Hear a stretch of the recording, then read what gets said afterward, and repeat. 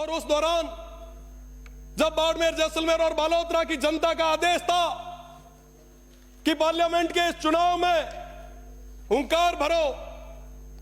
इन 22 लाख लोगों का नेतृत्व करो, इनका आशीर्वाद तुम्हारे साथ है, और जब लड़ने के लिए आगे आए, जब उस समय नॉमिनेशन भरा और जैसे ही घर पहुंचे तो कई सारे ऐसे पत्र हमें मिले। इन पत्रों में क्या है कि साहब, इनकम टैक्स का डिपार्टमेंट का ये लेटर आया है, 4-5 और भी डिपार्टमेंट्स के लेटर आए। मैं निश्चित रूप से पूरी जिम्मेदारी के साथ कह सकता हूं, हमारे प्रदेश के मुखिया जी और तमाम लोगों को इस चीज का पता भी नहीं होगा कि ऐसी चीजें हुई है, पर जो पीछे बैठे हुए लोग हैं वो ऐसे षड्यंत्र रचते हैं जिससे कि सरकार की एक बुरी इमेज, एक गलत छवि कहीं ना कहीं बने। तो मेरा तो निवेदन है, यहां पे संसदीय कार्य मंत्री जी भी विराजे हैं, माननीय मंत्री जी भी विराजे हैं, कि ऐसी छवि नहीं बननी चाहिए। इन चीजों पे हमें विचार करना होगा और निश्चित रूप से लोकतंत्र के हम पैरोकार रहे हैं, और जहां कहीं पे भी लोकतंत्र की बात आई है, जनता की आवाज को दबते देखा है, तो हमने मजबूती के साथ उनकी आवाज को मजबूत किया है। पर कहते हुए बड़ा दुख होता है कि इस सदस्य पर, जो आप सभी से उम्र में छोटा है,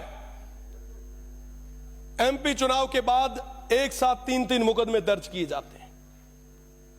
मुझे लगता है इस पे भी आपको गौर करने की जरूरत है। और हम लोग जब जनता की आवाज को आगे तक नहीं रखेंगे तो उस जनता की आवाज को आगे तक रखेगा कौन? आज उस जनता ने, उस देवतुल्य जनता ने हम सभी को बहुत सारा प्यार और आशीर्वाद देके यहां पर बिठाया है, और इसलिए ताकि हमारे दुख और दर्द को प्रदेश की सरकार के सामने मजबूती के साथ रख सके। और जब यहां पे उस दुख और दर्द को रखा जाता है तो कई सारे जो पीछे बैठे हुए लोग हैं, मैं कह सकता हूं, बड़े दावे के साथ कह सकता हूं, हमारे जो नेता हैं, हमारे जो लोग हैं, उनको इस चीज की अभी तक पता ही नहीं होगा, उनको भनक तक लगने नहीं दी होगी, और पीछे बैठे हुए कुछ लोगों के द्वारा षड्यंत्र और साजिशों के द्वारा आवाज को हमेशा दबाने का प्रयास किया जाता है। मेरा निवेदन है कि इस बार पे गंभीरता से आप सोचें, आप विचार करें, क्या वाकई हम लोकतंत्र को मजबूत कर रहे हैं?